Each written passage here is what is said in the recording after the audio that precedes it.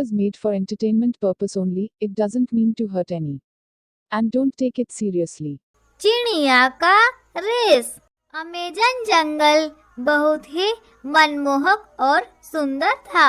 उसी जंगल में टूनी और भोलू रहते थे। वह लोग बहुत ही गरीब थे। उनके घर के पास ही कालू कौवा और उसकी पत्नी रहती थी। वह दोनों बहुत ही बेईमान और चालबाज थे। एक दिन जंगल में चील राजा का सैनिक आया और बोला, सुनो सुनो सभी पंछी, ध्यान से सुनो। कल सुबह राजा जी ने सभी को सभा में बहुत ही जरूरी काम के लिए बुलाया है। सभी को अवश्य ही आना होगा। दूसरे दिन की सुबह सभी पंछी सभा में पहुंच गए। सभी सोच रहे थे कि राजा जी क्या बोलने वाले हैं। तभी राजा ने कहा, मैंने अपनी जंगल में रेस की प्रतियोगिता रखी है। जो भी इसे जीतेगा उसे ट्रॉफी और 2 टोकरी अनाज, चावल, फल दिया जाएगा। तभी कौवा ने कहा, रेस की टाइम, मुझे रेस लगाना बहुत ही पसंद है। तभी राजा ने कहा, सभी पहले रेस के नियम ध्यान से सुन लो। नियम 1, इस रेस में केवल नर पंछी ही भाग ले सकते हैं।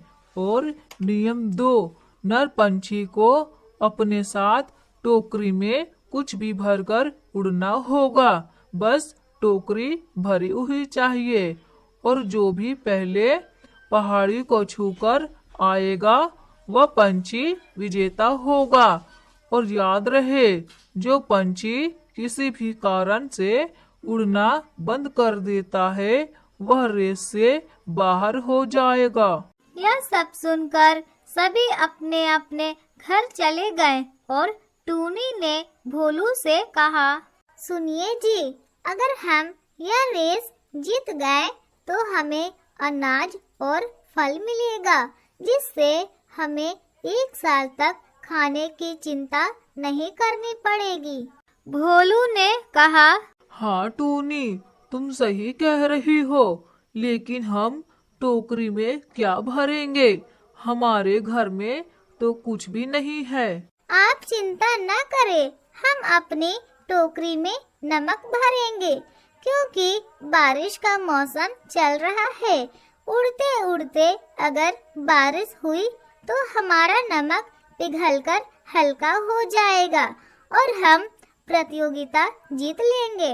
वहीं दूसरी ओर कालू कौवा और उसकी पत्नी रूप सुंदरी भी इस रेस को जीतने के लिए बेईमानी करने की सोच रहे थे। कालू कौवा की पत्नी ने कहा, सुनिए जी, हमें टोकरी में कुछ भरकर उड़ना है, लेकिन क्या भरकर उड़ना है यह तो नहीं कहा गया है। आप अपनी टोकरी में रुई भर लेना और ऊपर से कुछ फल भर लेना, जिसके कारण हमारी टोकरी हल्की हो जाएगी और आप तेजी से उड़ पाएंगे और इस तरह हम रेस जीत लेंगे। तुम सही कह रही हो, यह सुझाव बिल्कुल सही है, मैं ऐसा ही करूँगा। दूसरे ही दिन जंगल में रेस की प्रतियोगिता का आयोजन हुआ। सभी ने अपने अपने टोकरी में रेत, फल, मिट्टी आदि भरा था, लेकिन भोलू ने अपनी टोकरी में नमक और कालू कौवा ने अपनी टोकरी में रुई और ऊपर से कुछ फल रखे थे। जब गोली चली तो रेस प्रारंभ हुई तो सभी पंछी अपनी पूरी ताकत लगाकर उड़ने लगे, लेकिन कालू कौवा सबसे आगे निकल गया क्योंकि उसकी टोकरी काफी हल्की थी। जब सभी पहाड़ी से काफी दूर थे तभी कालू कौवा पहाड़ी छूकर वापस आने लगा और उन्होंने हार मानकर उड़ना बंद कर दिया। लेकिन भोलू ने हार नहीं मानी और वह निरंतर उड़ता रहा।